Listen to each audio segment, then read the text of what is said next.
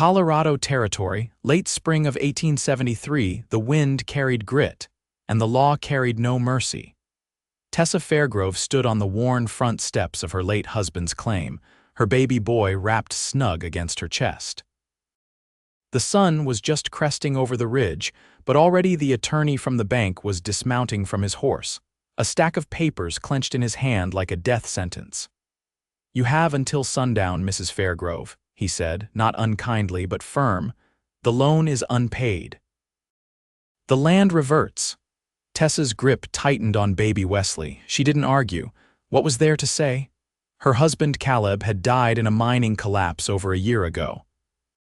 She had cooked, washed, mended for neighbors, even scrubbed floors at the livery, but there was never enough to cover the loan Caleb had taken against the land when he was still dreaming of a second plow and a proper barn. Now it was gone. All of it her home, the last thing tying her to him, to the life they had tried to build. The lawyer tipped his hat and rode off, leaving her standing in the rising dust. Her heart knocked hard against her ribs, but she didn't cry. Wesley stirred against her, small and warm and alive. That was all that mattered now. She turned back into the cabin to begin packing what little they had. Garrison Tole rode into town with the sun high behind him, dust streaking his shoulders and his horse's flank. He had been trailing cattle up from New Mexico for weeks, but Bellwood was the first place that felt close to home in a long time. He tied his gelding outside the feed store and went inside for supplies, nodding to the old man behind the counter. "Garrison." "Heard you were up near the Spanish Trail," the man said, setting out a sack of oats. Drove cattle across the San Juan River, lost 2 in the flood, got the rest through. "You hear about Caleb Fairgrove's wife?" Garrison's hand froze over a tin of coffee. "Tessa, evicted today. Banks taking the land. Shame. Real shame."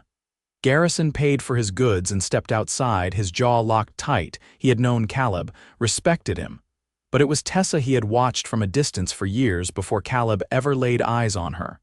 Garrison had been too slow, too careful.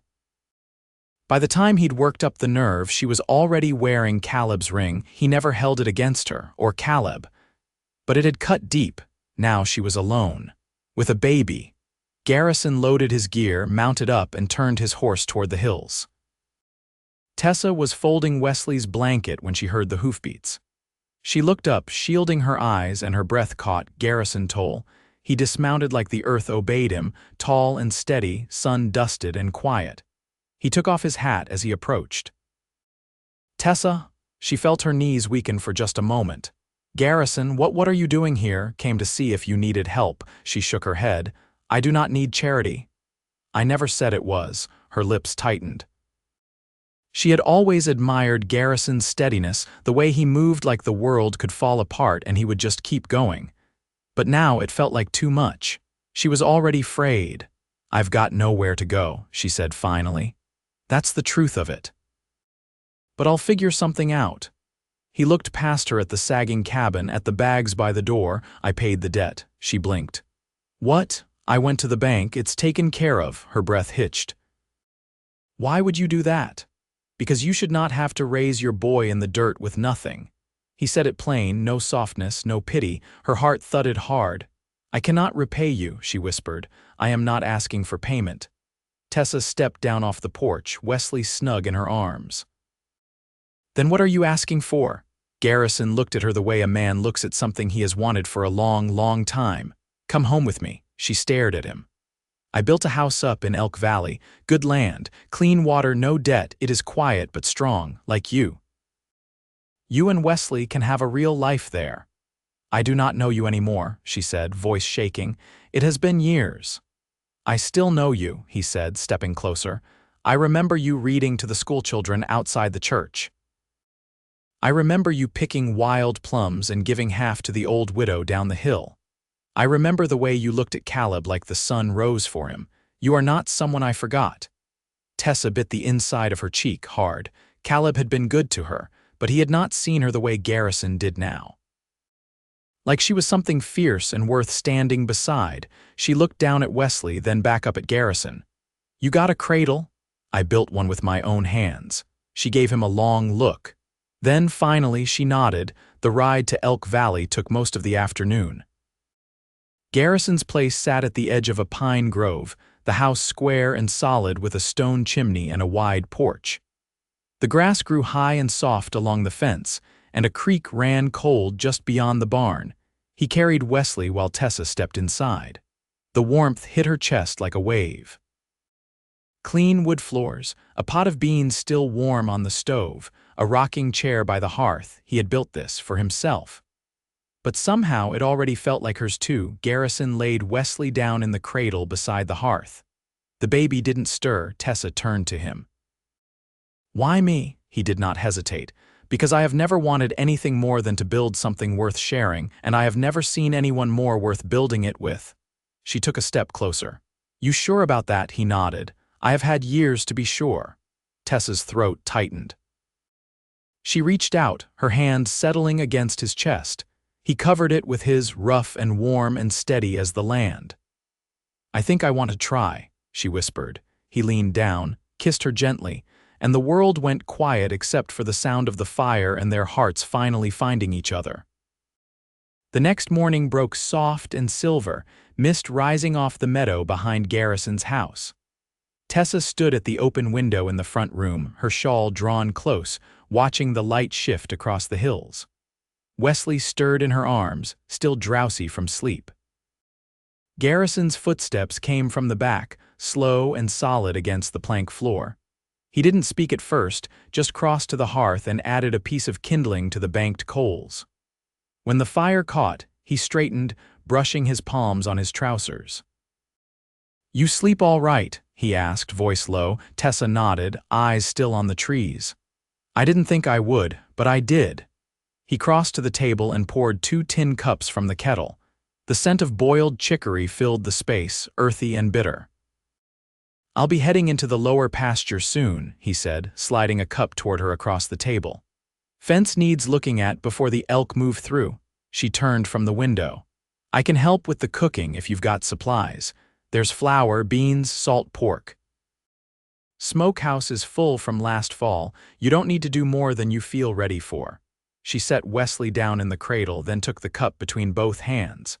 "It helps to do something with my hands, always has." A silence settled between them, easy but weighted.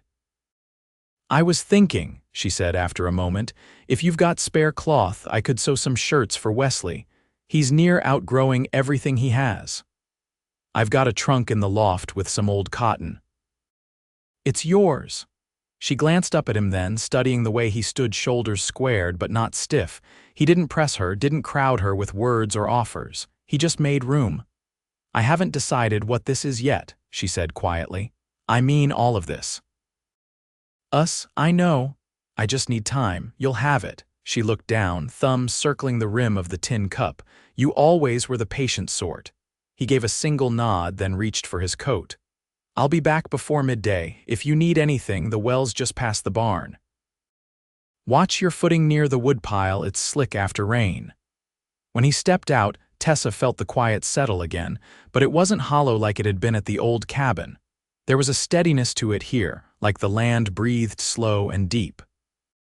She moved through the house with a kind of care she hadn't felt in months, touching things lightly as if they might vanish. The walls were thick, the panes in the windows set tight. Everything had been made with intention.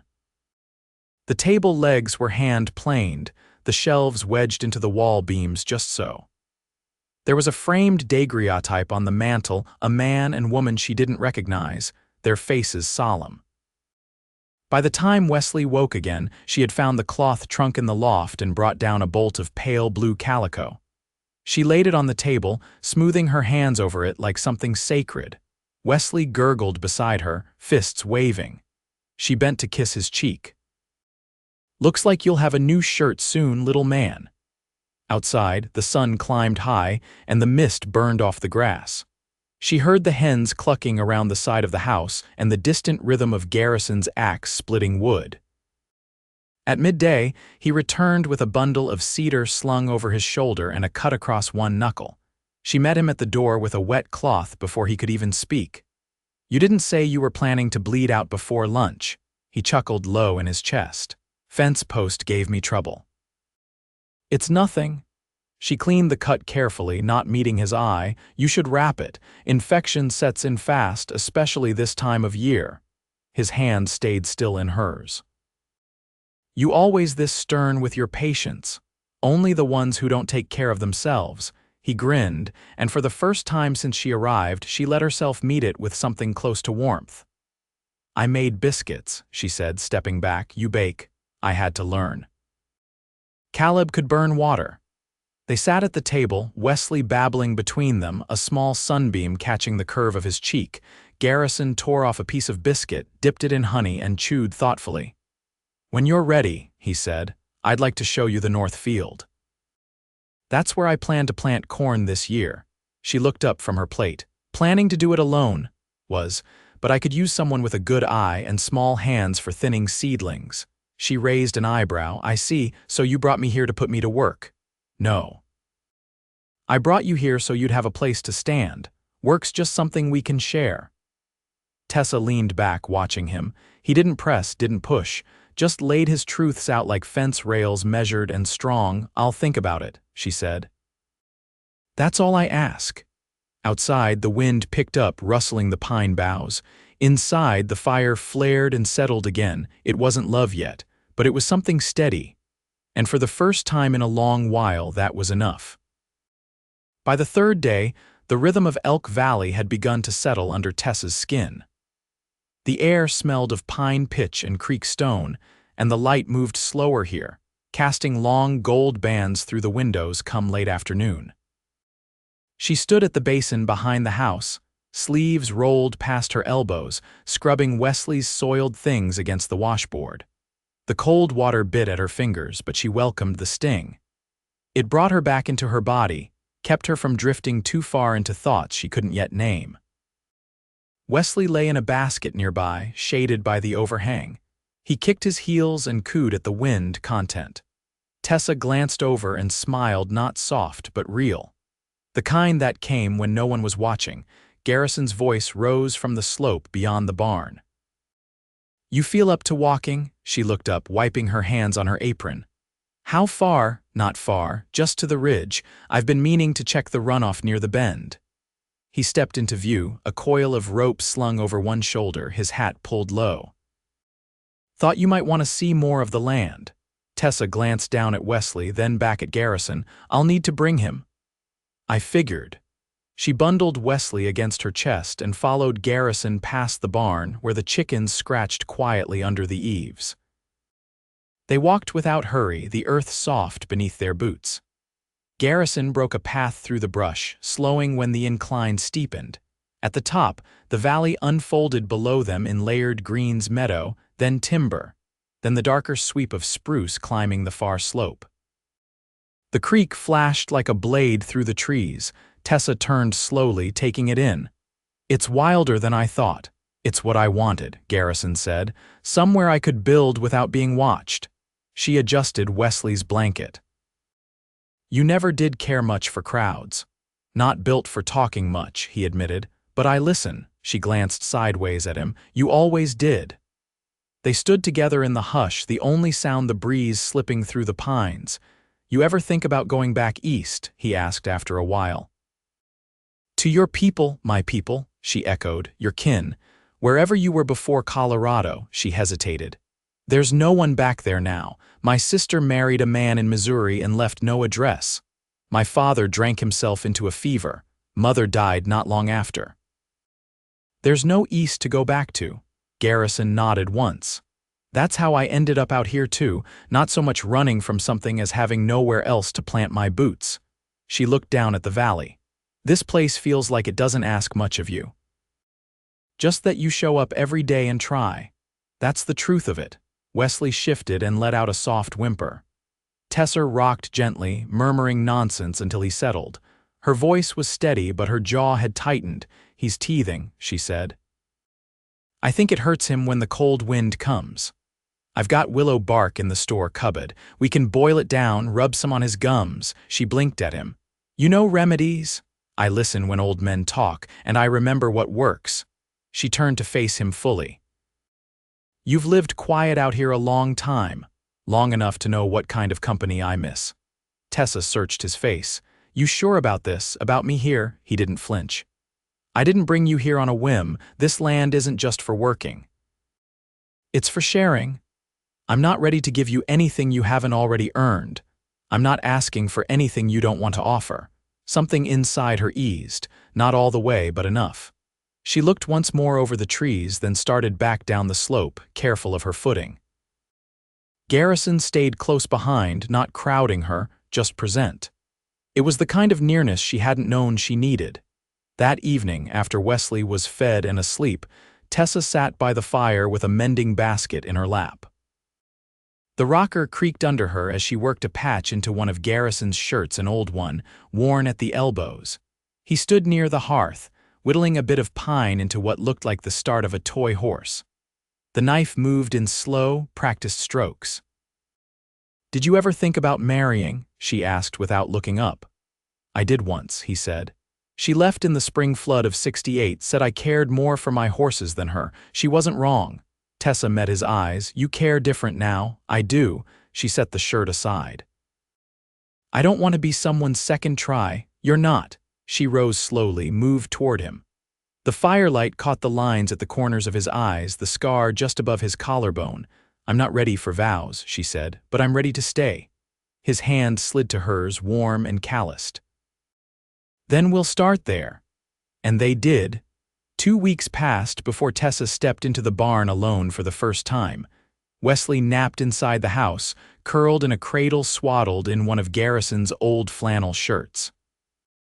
The midday warmth had settled across the valley like a hush, and the stillness gave her a rare sliver of time to breathe into the quiet. The barn doors stood half open, sun slicing through the slats overhead and catching on the dust that hung motionless in the air. She crossed the threshold and inhaled the scent of dry hay and old leather. A saddle rested atop a split-beam stand, the skirts dark with age and wear. She ran her fingers along the cantle, then down to the worn stirrup leathers. The initials branded into the side GT had softened with time. Garrison's gelding stood in the far stall, chewing slowly, his ears flicking at the sound of her approach. She didn't reach for him.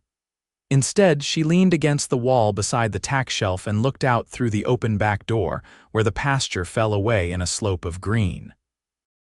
She didn't hear Garrison come in, but when she turned, he was there in the shadows, his sleeves rolled, a bundle of kindling under his arm. "Didn't think you'd find your way in here," he said. "I needed air." She looked back at the saddle. "This yours from the trail," he nodded once. "Had it since I was 20. Stitched the girth myself after it snapped near Cimarron." She traced the leather again. "You ever think about riding out again?" "I did once," he said, setting the kindling down near the stove box. "But the road's always lonelier the second time through." She crossed her arms. "You're not afraid of being alone." "No," he said, "but I'm tired of it." She looked up at him then. "I used to think I needed to fill every silence, that if I didn't the sadness would spill out." He didn't move. "And now I think maybe the quiet's not so empty, not here anyway." Neither of them spoke for a long moment. He stepped forward and reached for a halter hanging from a peg, checking the leather for cracks. "There's a mare up past the cedar grove," he said. "Half broke from a year ago." "I was thinking you might want her," she blinked. "You'd give me a horse." "She's not mine to keep if there's someone better suited to her." She's cautious. "Needs someone who knows how to wait." "I haven't ridden in years." "You never forget your seat." Tessa wasn't sure if he meant the saddle or something deeper. "I'll come see her," she said. He nodded. That evening, Wesley refused to settle. His gums were red, his cries hoarse with frustration. Tessa paced the floor with him against her shoulder, humming low, her voice rough with exhaustion. Garrison sat nearby, sewing a patch into the hem of a flour sack. He didn't interrupt, just kept his hands moving steady. Finally, when Wesley's cries tapered into hiccups, Garrison stood and stepped beside her. "Let me try."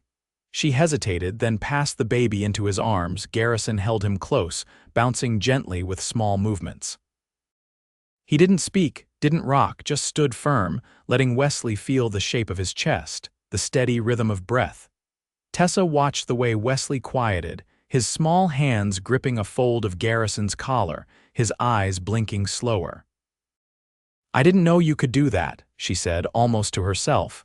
"Had a sister with twins once. I carried one most of that first winter." Tessa blinked, surprised. "You never mentioned a sister." "She's gone now. Fever took her and her husband within days of each other. The boys were sent east. I never heard what became of them." She set her hand on the back of a chair to steady herself. "I'm sorry." He looked at her, Wesley still nestled against him. "You don't have to be." She took a slow breath. "I keep thinking about what comes next." "I don't expect anything from you," he said. "But if you ever want to build something here, not just stay, I'd be proud to stand beside you in it." Tessa walked to him, laid a hand over Wesley's back and touched Garrison's arm. "I don't want to live in someone else's house. I want to make it mine." His eyes searched hers. "Then we start making it yours." She nodded. Outside, the moon climbed the far ridge, casting silver light across the porch. Inside, the fire burned low and the cradle waited. They didn't speak again. They didn't need to. Wesley slept between them, the only sound his soft, even breathing. The ground thawed early that year. By the first week of May, the creek behind the barn ran fast and clear, and the scent of wet pine drifted through the valley. Tessa stood barefoot in the garden plot Garrison had cleared near the porch, her apron pockets filled with seed.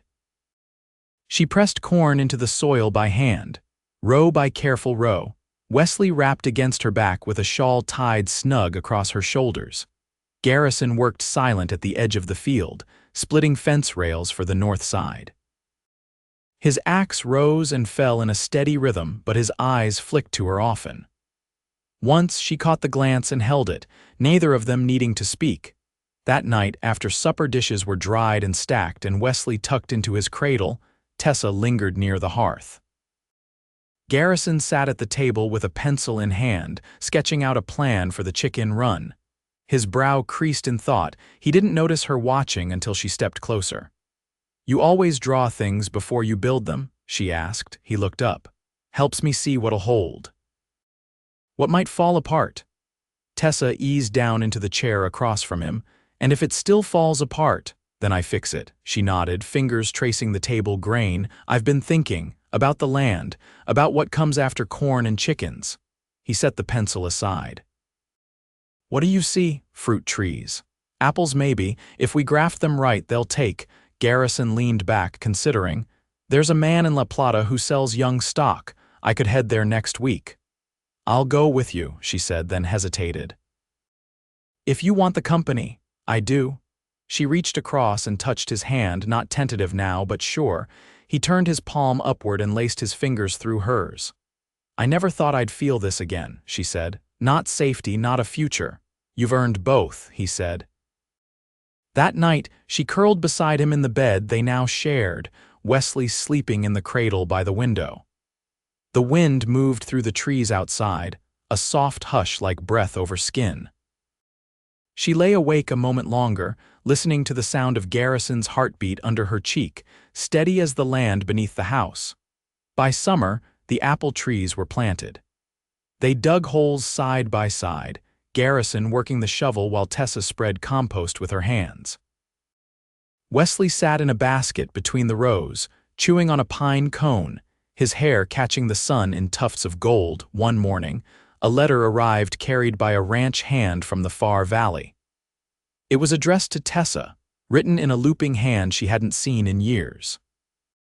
She opened it on the porch, Garrison sitting beside her, his arm draped behind her on the bench. When she finished reading, she let the paper fall to her lap. "My sister's in Kansas," she said. "She remarried. She thought I was gone for good." Garrison didn't press. "She wants to come meet Wesley," Tessa added. "Said she'd travel if I said the word." "Do you want that?" "I think I do. I want her to know I'm not just surviving, that I built something." "You did more than build," he said. "You grew it." She leaned against him, the warmth of his ribs under her shoulder. "I want her to see you too, the man who gave me that chance. I'll be here." Autumn came with early frost. The corn was near harvested and the chickens laid daily now. Wesley had learned to sit upright by himself, and his laugh rang like a creak over stone. Tessa taught him to clap, to hold a spoon, and to reach for Garrison's beard with delighted fists. One evening, as the last of the tomatoes were put up and the jars cooling on the shelf, Garrison took a small box from the mantel and handed it to Tessa without a word. Inside lay a ring. Simple silver, shaped by hand. "I don't need ceremony," he said, "but I'd be proud to call you my wife." "If you'd want it."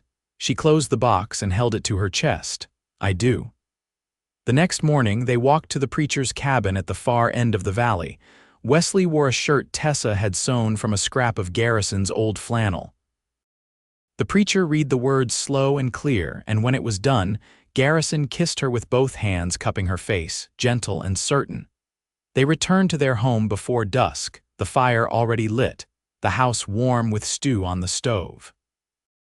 They ate with Wesley between them, and when the baby finally fell asleep, they sat on the porch with their shoulders touching, looking out over the land they had made their own. In the spring, the apple trees bloomed. Pale blossoms opened along the branches, and bees worked the air between them. Tessa knelt in the dirt with Wesley toddling nearby, his cheeks flushed, his hands caked with soil. Garrison came down from the ridge carrying a sack of seed oats, sweat darkening the back of his shirt. When he reached them, Tessa stood and brushed her hands on her skirts. "You're late," she said, grinning.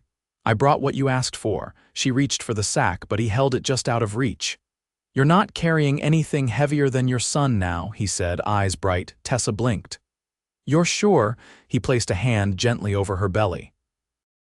"I know what the signs look like." She leaned into him, heart full. "We'll need another cradle." "I'll build two," he said, "just in case." That night they watched the stars from their bed, the windows open to the soft night air. Wesley slept soundly, and Garrison's hand stayed on her stomach, steady and warm. Their life stretched ahead, not easy but full. The kind made of real things, earth and sweat, laughter and silence, hands held through storms and sun. They had found something lasting, something worth waking for. And they would guard it together every day for the rest of their lives.